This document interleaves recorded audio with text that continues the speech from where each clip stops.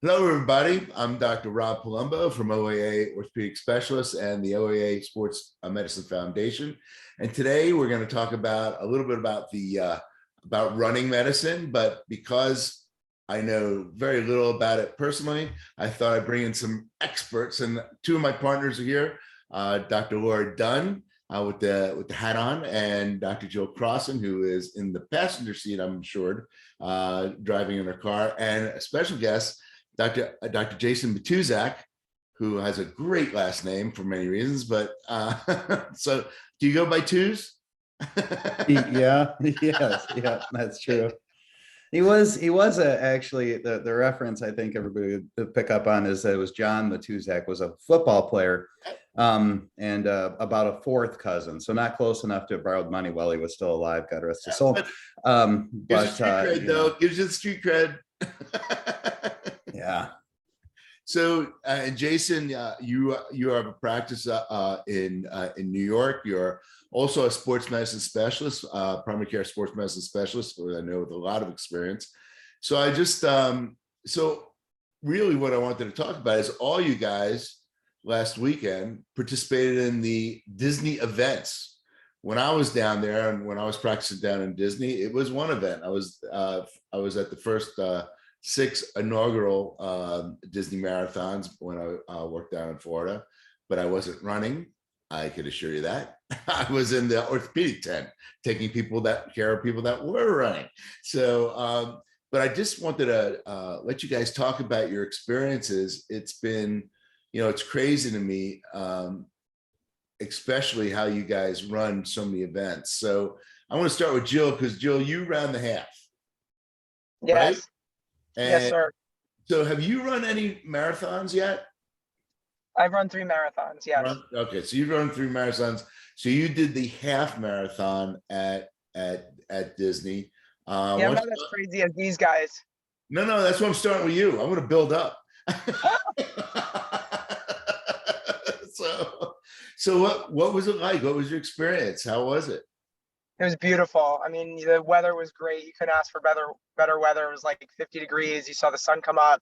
You start early because, of course, they want to open the park. So you start really early. It's dark out, but the people are great. The atmosphere is, awesome. It's prototypical Disney, and the weather especially was terrific. So you couldn't ask for a better day. And how'd you feel at the end? Oh, great, great. Guys, better than I thought I had it, because I hadn't run a half marathon in a while. Okay, that's great. So I think the other special feature of the one that Jill did is, in order to participate, she worked with a group called Team in Training that raises money for blood-based cancers. And so she not only was running to go enjoy some Disney, she was also helping raise funds for a great cause. And then I think describing the day after you ran your half, how your day went, sounded like a very good representation of how well your half went, in terms of not only at Disney do you get to run the half, but then you get to play afterwards. And so describe a little bit about the program that you were part of, and then also about getting to play afterwards too. So this was an excuse to have a family trip. So we did 2 days in a row of the park, running around through the parks all day, and then carrying around a 5-year-old for half of it, and then running the half, and then getting back saying, oh yeah, you might want to catch a nap. And clearly that wasn't going to happen. It was more like getting into the lazy river and pool and slides and running around all day. So that was pretty fun. But Team in Training is a great organization. It's I ran my first marathon while I was in med school. I coerced a group of my girlfriends to run a marathon with me, because I thought that would be a great idea. And so we joined up Team in Training, and Team in Training is a group of people, and they provide professional training and coaching, and while you help and raise money for the Leukemia and Lymphoma Society. So it's a great cause. You have a group of people that you could run with and that you could train with, and provide like expert training, and all in all, it's just a great experience. So it was nice to be back with those guys. That's awesome, and we'll definitely put a link for that down at when we post, so everybody could look at that and hopefully participate in the charity. That would be awesome. That'd be great. I would highly recommend it if somebody was going to run their first half or their first marathon and they wanted, some help, people to run with, and organizations be supportive. I would definitely recommend it. And and we'll talk about certain things about the marathon itself, about other participants, but kind of want to get your guys' experience. So I know Laura and Jason being the, from my standpoint, crazy people, you did a lot of running last weekend. So Jason, why don't you tell me about your experience? Yeah, so actually, I probably should look into the team and training thing, really, because my wife keeps giving me crap because this is actually the 6th time that I've done the Dopey, and she says, I can't believe you're going to go do those races again. Why are you doing this? And I think I need to come up with some valid excuse as to why I need to keep going back. So Jason, explain that, because not everybody understands the marathon or the half marathon, the Dopey, the Goofy. Why don't you explain why it's called the Dopey? Sure. Yeah. So with the Disney marathon, it's a whole marathon weekend. They have several events leading up to the marathon as a big celebration of Run Disney. And on Thursday, you'll start off by they have a 5K race. On Friday, they have a 10K race. On Saturday, a half marathon race, and on Sunday, a full marathon race. And if you do all 4 of those races on those consecutive days, then you're awarded a Dopey challenge medal for doing something really dopey. So it's that's something that yes, there we go. Laura's showing off her medal for that. And it's it's a great achievement. And they actually have, I think there was, I want to say like 7,500 people that did this Dopey challenge, that committed to running those 4 days in a row. And probably the hardest part of it is getting up that early 4 days in a row, because the races start at 5, but you really have to be in your corral by 4, which means you have to be into the parking lot by 3, which means you're waking up at 2:30. So, but it's a great weekend. They put on, they have tremendous support from the volunteer organizations that they work with to have, plenty of hydration and food stops and then all of the other stuff that goes along with Disney. So. That sounds awesome. And you enjoyed every bit of it? Were you there with family, or did you just figure, no, you're going to be tired? I'm kind of, my family doesn't come down with me for this one. We actually just got back from vacation in Hawaii. And so I was home for 2 days and then left for Florida and left them in 20 degree below zero weather in Buffalo with a foot of snow. So, and I really appreciate every bit of it. So, so Laura, tell me about your experience. So I agree completely with Jason that the hardest part is the wake up, the 2:45 alarm that I almost didn't get up while it was going off during my half. That was kind of the scariest moment of the whole ordeal. Was got to make sure you get up early enough to get there. And the other half for me was, this was my first full marathon and this was my first Dopey. And so the training for it was interesting. And one of the pictures that I sent you, Rob, to post with this is of me with Jeff Galloway. As I came down the marathon at the very end, he's standing there. And so I had some words and chatted with him a bit and reminisced about Amby Burfoot with him and, their friendship back in their Olympic days. And he is somebody who has designed this run walk method. And to me, I thought, if I'm going to go 26 miles, I'm less likely to actually run 26 miles. So let me look into this run walk method to see, can I do this without hurting myself? Can I do this and still be able to run when I'm done with it? And so I used his training plan, and it was insane at times, walking 10 miles or 14 miles as the workout, just literally walking 10 miles straight. It felt strange having been, a runner trained just to run for the most part and walk when you're just too tired, you can't run anymore. But to do it as a run walk really worked. And that was the piece that was so surprising to me as I was going through the day to day was what didn't hurt and what didn't go wrong in terms of fueling, in terms of GI stuff, in terms of fatigue. And so there were lots of pieces that make the challenge really a challenge. And it actually had so much more than just the miles to put in. But as we went through the miles, it's just fantastic. And I think one of my most fun things about, there he is, Jeff Galloway. Just had to put it up One there. of so one of the things in terms of doing the race that's just so fun, and why I like Run Disney so much, is you look around you at all these other people doing this race, and with his method and with the inspiration of, yes, you get to go run through the castle and all these other things, there's a ton of people out on that course that you never in a million years would think would run, much less run nearly 50 miles in 4 days. And it's just, it warms my heart to see so many people running and walking and being active, and to be motivated by just the, you know, the silly magic of Disney, to be able to run through the castle, to be able to, you know, stop and say hi to your favorite princess, to your favorite character. And it's just, it's silly and it's fun. And I tend to embrace the silly, since I know I'm not going to win at the finish line. I like to win on the course by having a costume that is so just fun and silly that, you know, that I get the crowd into it, as I run by as Tinkerbell or I run by as Snow White. You get more energy from the crowd when you're all dolled up or wearing a glow in the dark tutu or Mickey ears the whole way. So it's Wait, it's put that fun. picture back up there. Which character were you in this one? That one is my Snow White, I believe. I gave Rob each of my finish line photos, so if you want to see the And I'm fun on trying each to one of work. them. I'm trying to work it through here, kiddo. I'm just, Hey, it's okay. That's it. Hold on. Let's see. Oh, we got to get another one here. And who is this? Can you see that one?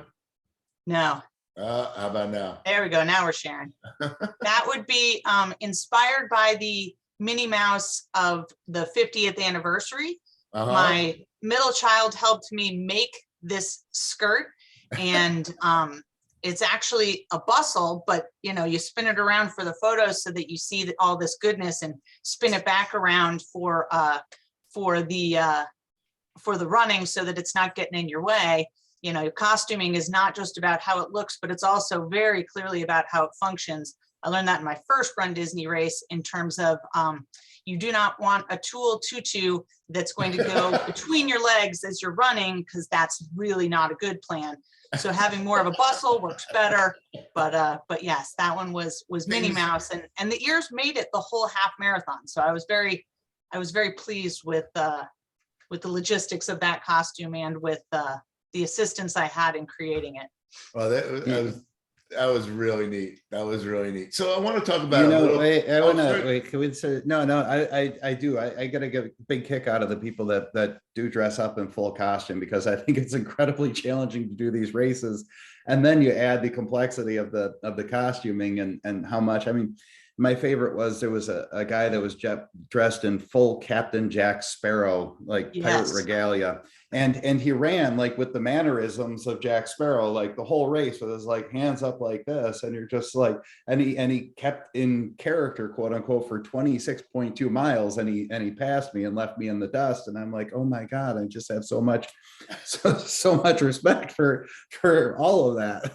It is amazing. I mean, I just want to, we've got to get one of Jason in there with the multiple Dopey medals. That's so awesome. That's marathon finish. That is awesome. I mean, why didn't you shave? What the heck? What are you doing? Should have woke up and shaved there, big guy. No, I'm just kidding, of course. So, you know, my experience with Disney, just to give you a little bit of history, when it first started, it was just a marathon. And fortunately or unfortunately, it was many people's first marathon. And by being the lead in the orthopedic tent, I could tell you they didn't train for their first marathon. A lot of people. I mean, it was at the beginning, the first few years, we had a lot of issues. You know, when it was first thought to be just a fun thing to do, and people just started, you know, just came, you know, with really not trained for it. And that was a problem. But, you know, I saw over the years that I was down there, and obviously I have friends that are still down there running the medical and orthopedic tent, that they say that, yeah, people are taking it more and more and more seriously. You know, I understand it's a good marathon to be as a beginner, because it's flat. I understand that. So what was your experience like in the corral with where I know they kind of set you guys up with abilities, hopefully, but what did you find while you were running? So the corrals are no longer called corrals because apparently that makes us animals. So they are in segments, but they are separated by, you have to submit a proof of time. And so you get categorized in part from your proof of time, but you also, now Disney being Disney, can buy your way to a better corral by being a member of, the Run Disney Club. For the marathon. Exactly.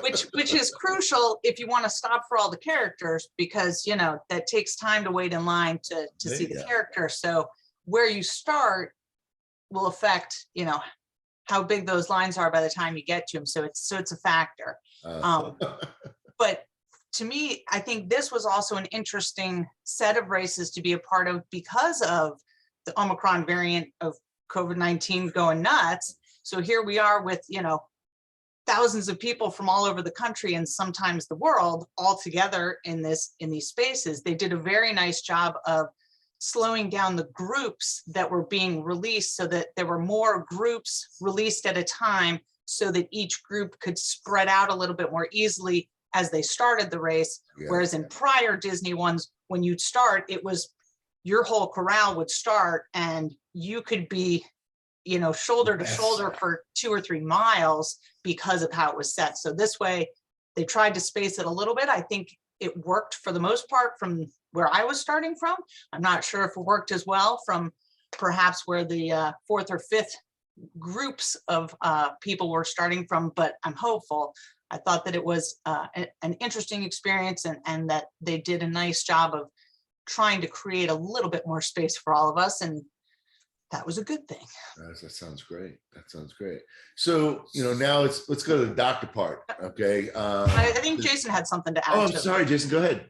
No, I was, it's a nice transition point. I was going to say the other advantage to moving up in the corrals is that you get to finish sooner before it gets as hot, because that's the thing that so many of these runners, even for the people that have conditioned up from a mileage perspective and might have less and fewer orthopedic problems because of the fact that they did train leading up to it. You have so many people traveling from cold weather climates that don't have adequate time to adjust to the heat again. And that gets to be a really big challenge on marathon day. I was standing at the finish line waiting for some of my friends to cross right around noon. And there was a gentleman that was running with his wife the full marathon and just collapsed short of the finish line, maybe 100 yards short of the finish line. He tried to get up, he made it like maybe another 10 feet and then collapsed again. And they had to come out and get him. And it was just clear that he was in, probably at least heat exhaustion, if not heat stroke, from how he looked and how they were treating him. So, I think that presents a big challenge.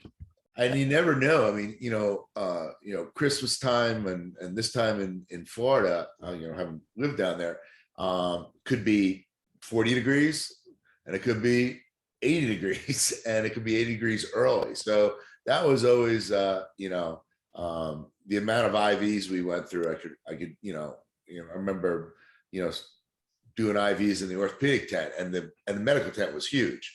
So it could be, people have to understand that. And let's talk about a little bit about preparing for either your first marathon or your half, Jill. Like, again, let's go around the horn. Jill, what as far as, and not just you, but what would you, it sounds like you had a real program or you worked with a real program in the past to get started. Yeah, I mean, I think that kind of sheds a light on training, right? So like, this is not my first distance race by far. I've done distances in half marathons, triathlons and whatnot. And so you got to look at the plan of a couple of things. One is what's your training been like, know your expectations, like have a race plan, but also, be able to be a little flexible and deviate from that, race plan a little bit, because you never know, like, if you're going to get sick, or if the weather changes, or, the race doesn't exactly go as planned. So I think those are the things that, like, being flexible is really important. But having appropriate training. I will absolutely admit that there's been a marathon that I didn't train for all that well, and I felt it for the next few days. You know what I mean? Getting in enough miles, prior to. But then making sure that, like, your diet and your hydration are good, not only going into the race, but also, before and during and after. Not trying something new on race day, but, really having that as like a plan. And, whether you're going to eat like goos or chewies, some sort of electrolyte replacement, because you're going to be on the course, for more than an hour, that you really make sure your hydration status is well planned out and well controlled throughout the race. So you guys, the actual run plan, which again, never experienced in my life. My run plan was doing this. That's my run plan, So, but talk a little bit about the run plans, because I, for somebody who doesn't understand what you're talking about, especially I can't imagine running multiple races and having to plan for multiple races. That must be real difficult. So why don't you talk about that, Joe and Jason? I mean, Laura and Jason. So I feel like it's been a fun thing to do when you're challenging yourself to do back-to-back things. And I like to go back to the fact that I don't think of myself as built to be a runner, or, trained to be a runner, that really I'm kind of dumb lucked into, I can still do this. And so in my regular running, I don't generally run back-to-back days very often, because my aging self doesn't really like to have back-to-back days of running and stay healthy. So for this, it really was a matter of looking at how the training plan that, was available from Run Disney was set up.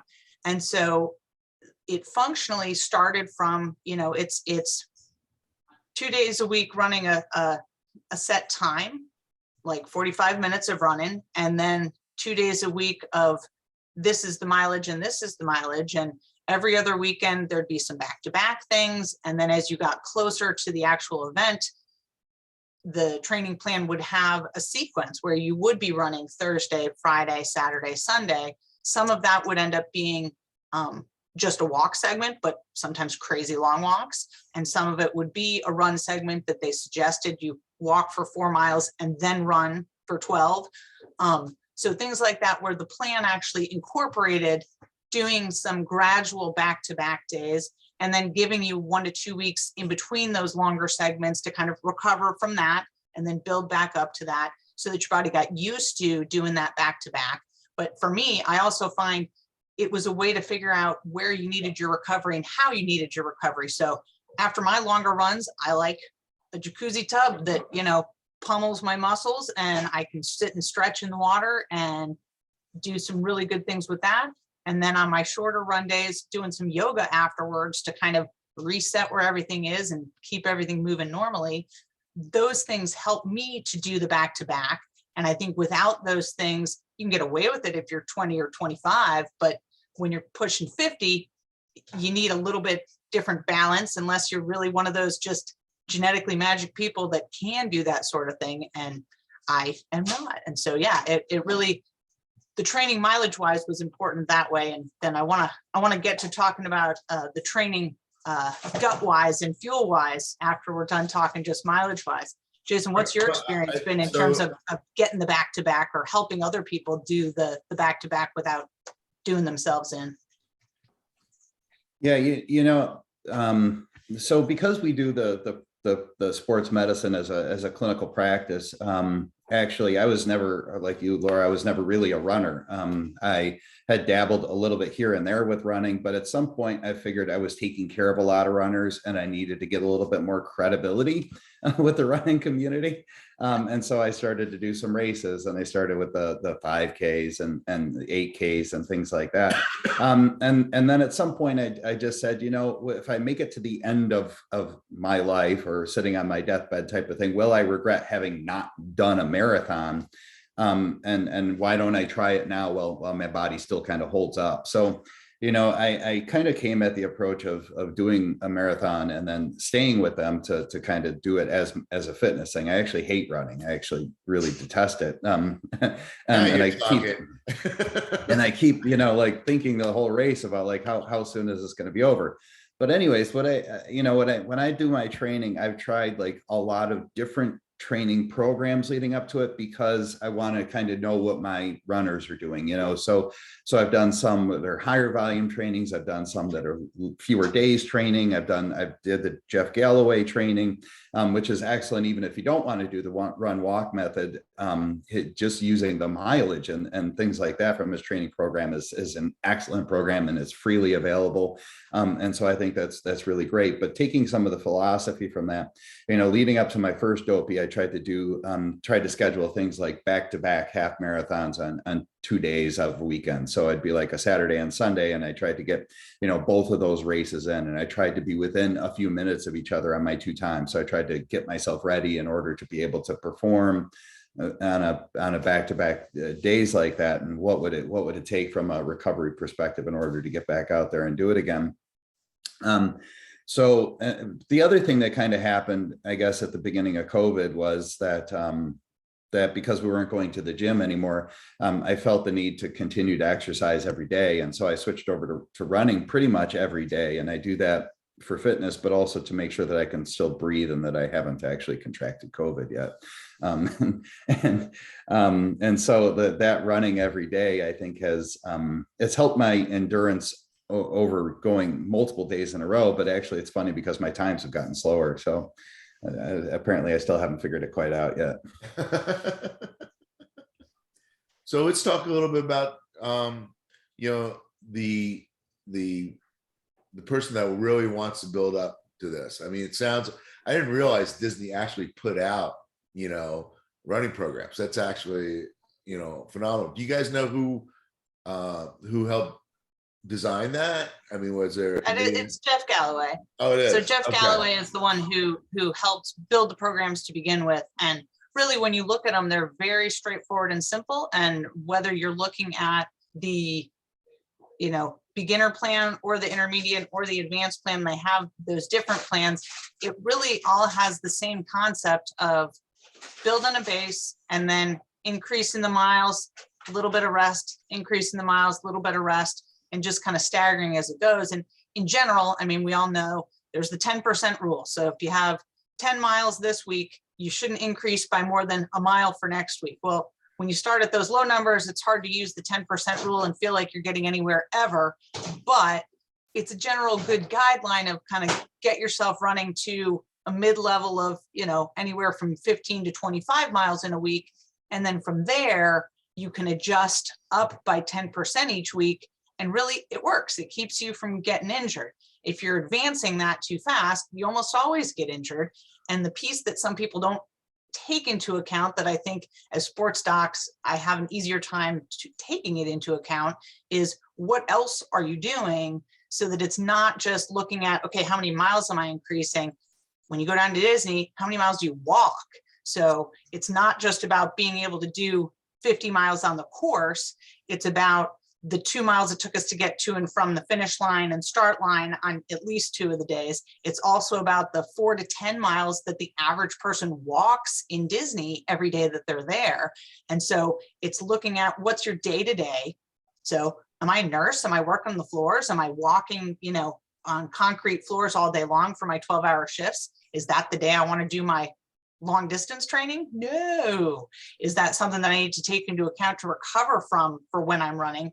Absolutely. And so I think that keeping in mind what else you're doing beyond your training helps to make your training successful and not be overdone. Does that make sense? Yeah. Yeah. So let's talk about a little bit about, you know, in your practices, what do you what kind of injuries do you see? And let's talk about, you know, injuries that occur in the new runners, injuries that occur in runners that have been doing it for a long, long time. And let's talk a little about the aging runner. So let's start off with, you know, typical stuff you'll see in the office with people that are starting to run or just been running, you know, casually, we'll say, and then starting to bump up times and things. How about you? How about you, Jason? Yeah, so we do a whole running medicine program now at the office, and we actually have you know, physical therapists who are dedicated to dealing with our injured runners. But we also do a running prevention, a running injury prevention program too. So we try to, you know, especially for our newer runners, we try to get them involved in that so we can work on a lot of the strength training stuff that they need in order to be able to try and prevent the injuries from occurring. So hopefully we see fewer and fewer of these injuries. But we certainly do see, you know, probably still the most common injury that I see in my first time runners are shin splints. You know, certainly we get a lot of plantar fascia problems, or you know, tendonitis is around the foot and ankle are very common. Iliotibial band syndrome, which is tendon problem around the knee, is common. And, you know, but usually all these things are pretty modifiable, and we're able to keep most of our runners running, which is ultimately what they want, to try and keep them running. But then the biggest piece is that we try to focus on, you know, like what led them to this problem in the first place, and trying to correct those underlying problems that got them in trouble. We don't, you know, even though we do a gait analysis piece, we don't focus on trying to make every runner a picture perfect runner. We take a look at, you know, injury patterns that may have occurred, and if there are underlying things that got you to that injured body part, and if we need to make modifications to try and correct that. I think one of the aha moments that I had very earlier on in my career was a woman that had an adductor tubercle stress fracture in her pelvis. And this is the muscle that, you know, your adductors, for the people at home watching, you know, the adductors are the ones that kind of bring your knees together. And they attach at in the middle of the pelvis, if you will. And she had developed this tension type stress fracture, repetitive tension on this adductor tubercle, and she couldn't get it to heal. And so we watched her do a gait, her running gait, and we found that she was very knock-kneed, a lot of genu valgum, and she was kind of really concentrating on bringing her legs into this midline point. And, you know, it was this constant, like, bringing the legs in, bringing the legs in, bringing the legs in, that led her to the stress fracture. We said, you know, why are you focused on this midline running? You're not a midline runner. You don't have the body for that. You know, your knees are not designed to allow you to do that. So we allowed her to kind of like bring her gait out and not focus on coming down this perfect midline form. And she never had another problem after that. I mean, healed her adductor tubercle stress fracture and went on, and I saw her, you know, 7 years later, and she had not had a recurrent injury. So it was kind of that aha moment where you kind of say, like, oh yeah, that's right. Not everybody's designed to kind of have this picture perfect form. And what is this individual doing that's creating the injury pattern that we're seeing? I think for me, there's a good example that one of my patients that did her first marathon here at Disney this time, this was sort of a postponed first marathon because she got injured as she was training for her very first one, that her husband did his first, but she was not able to because I was treating her for a stress fracture. And it's the new runner who's so excited, and then they add miles and add miles and add miles instead of building a base of running and then going to distance later. And I think that's something that I see a lot is locally here in Allentown, we have a group called First Strides, which is a program that helps people learn how to run, walk, and how to run. And the goal is to get everybody to a 5K. But this group sort of has this underlying piece that seems to motivate people to go, okay, I did the 5K. Now I need to look at doing a 10K. Now I'm going to look at doing a half when they've only been running literally for like 6 months. And so helping to correct misconceptions about, like, yes, you built up to a 5K, you totally should do a half marathon, and bringing that back into a little more reality of, it's great that you're running, let's keep you running. Just because you're running doesn't mean you need to run huge distances, and running longer distances doesn't mean you'll lose more weight, or doesn't mean that you'll be more fit. It means you're more likely to get hurt unless you have the time to train and do that. The other piece that I tend to, well, when I'm looking at my injured runners, I want to know, what have they done wrong? And so the question is, what did they do wrong? Is, did they run too hard, too much, too fast, too many things together? How are the mechanics of what they're doing when they're running? So my rule is, if you can stand on one leg and do a single leg squat, your hips stay level, your knees go over your toes, you're probably safe to run. If you can walk down the stairs in the morning without favoring one leg or the other, or being cautious as you're falling, you're probably safe to get back into running. Separate from those biomechanics, I am kind of obsessed with vitamin D and vitamin D deficiency. I was gonna ask that, yeah. When you add vitamin D to somebody's diet, they have a faster recovery from injury. They have faster recovery from the microscopic injuries that we self-induce with each workout. You actually recover faster from that if your vitamin D is in the 40 to 60 range rather than normal, which is 30 to 100. Most of us here in Lehigh Valley hang out around 30 or lower. I'm sure in Buffalo it's that or worse, just in terms of no sun exposure. Even if you're outside, there's just not enough sun to get from that. And so with that, adding vitamin D to what people are using to recover really makes a difference in terms of how well their bodies can repair the micro damage that you're doing when you're running.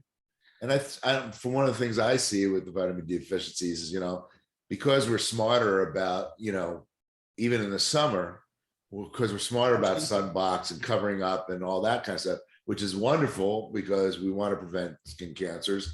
It also decreases the amount of, vitamin D we're going to generate on our own. So I believe I see that a lot. I probably order vitamin D studies at least once a day, it seems, lately. So and you're usually right. If you're thinking it, you're right. You're usually right. There are deficiencies, and it's like I see that a lot. So I'm glad you brought that up. And a weird I just thing that I don't know. I just assume everybody's low. Yeah. I don't know if you guys have noticed this though. Do you have that patient that comes in with just severe complaints that really boil down to patellar tendonitis with minimal on exam? You give them vitamin D and it's suddenly magically resolved. It's the one tendon that I swear is like a barometer for vitamin D. No, and I think it has everything to do with the bone tendon junction and the amount of stress that's on that patella tendon at that level, at that proximal position on the patella is incredible biomechanically. So yeah, it will be one of the first things you see, and that's why you'll get insertional Achilles tendonitis the same way. So yeah, I totally agree with it. It is like a bellwether for that. So yeah, it's a good thing to follow. But it's also, like Jason said, assume everybody's got it, and figure that, it's one of the things you have to be supplementing if you're going to be, endurance athlete, especially, but really any athlete. So Rob, just to follow up on Jason's point though, because he was talking about not everybody has to be a perfect runner. And that's very true, right? Like I joke with patients and they say, oh, you run or you're a runner. And I'm like, yeah, I run, but I'm not a runner. I wasn't raised a runner. I'm about 50 pounds too heavy to be a runner, right? So it doesn't mean you can't run. You just have to do the things and set the foundation to allow you to have success running. So a few things like what you guys are talking about with vitamin D is like metabolically being, having the ability to do that. So making sure you're fit and you're staying healthy through diet and vitamin supplementation, and eating well. I think that's really important. Setting the foundation from a strength perspective, right? One of the things that people say to me all the time in the office is, yeah, I'm active, like I walk or I run. but those are aerobic activities. So they're not strengthening activities. So it's really important that when we look at running over walking, that running is a high impact exercise. And so what are you doing to allow your body to function well while you're doing that high impact exercise? So to be able to cross train, whether you're doing like a bike, a stationary bike, whether you're doing some flexibility and mobility work for, you know, your lower body, your spine, core strengthening so that you're standing upright and not, you know, putting too much stress on your pelvis and your lower legs, and having that strengthening program, and then setting a really good foundation. Like Jason was saying, he sees a lot of overuse in ankles, and that's huge because a lot of us don't have great feet or ankle strength. And so making sure we're having, especially the older we get and we want to continue to run, making sure we have really good supportive sneakers. And so many of us are lucky, especially in the Lehigh Valley, that we have some great running stores, and to make sure you're fitted with the appropriate sneakers to be able to run, and changing out your sneakers frequently.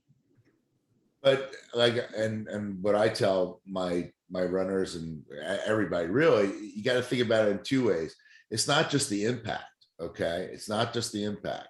It's your body has to decelerate itself every step, okay?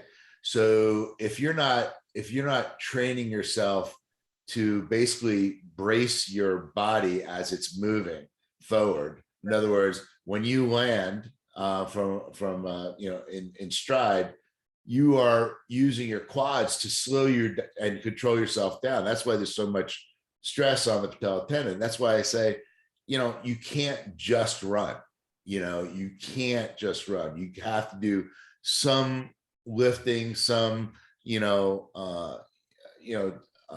some, eccentric type work where you're just like, loading your body as you're moving it.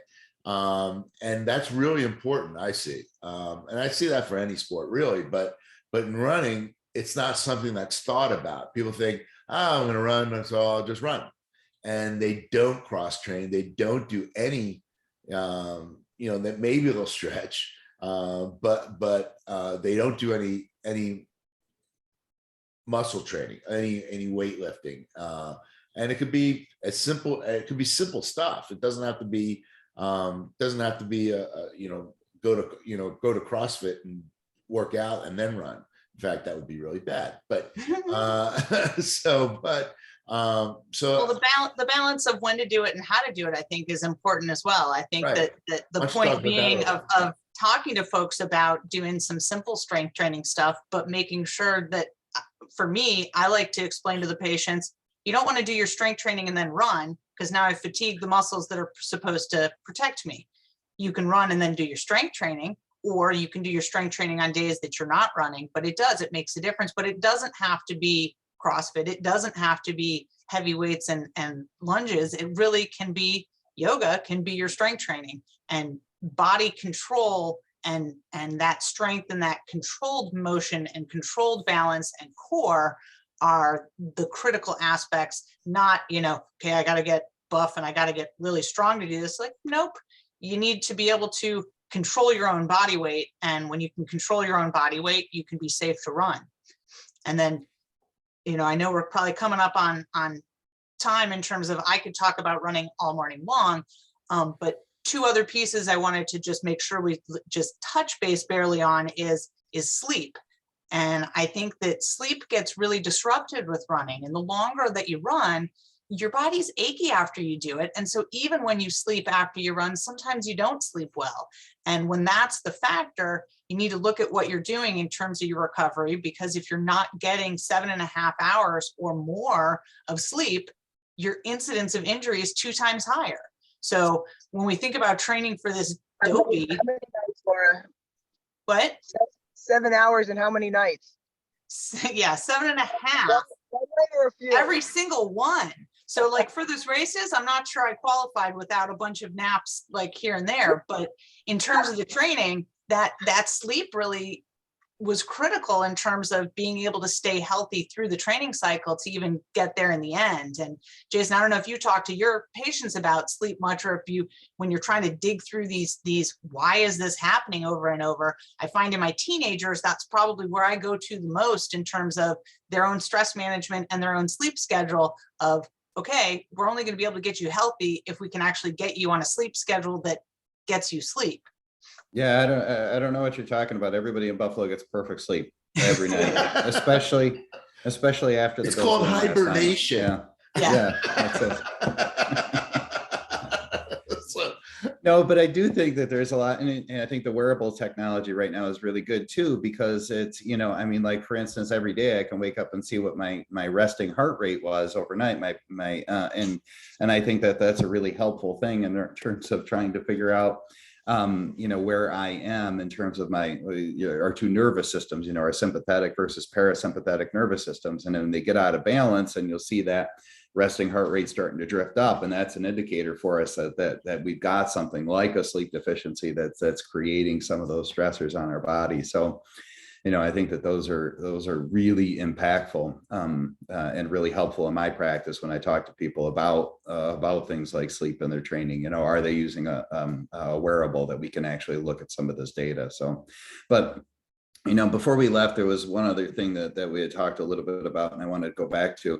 We talked about like how you break down your training and stuff. And I think that, you know, one of the big takeaways that I'd like people to get from this is that, you know, you don't have to run every day to be able to train for longer distances, half marathons or full marathons. You know, one of the books that I still refer a lot of my beginning runners out to is a book called Run Less, Run Faster, which was published by Runner's World, and which is really kind of talking about, you know, training on 3 days a week of running, you know, and how do you do that, and how do you build up mileage if you're training 3 days a week. There was always this perception that you needed to run like incredible volumes of mileage every day if you wanted to be able to do these longer distances. And the truth is that you don't. And to what you know, what Laura said before, you know, the strength training, you know, is really, really impactful, and having that, especially that core strength, I think on those alternating days, I think is one of the things that really helps to make sure that you can prevent it, and not just strength, but endurance with strength. So,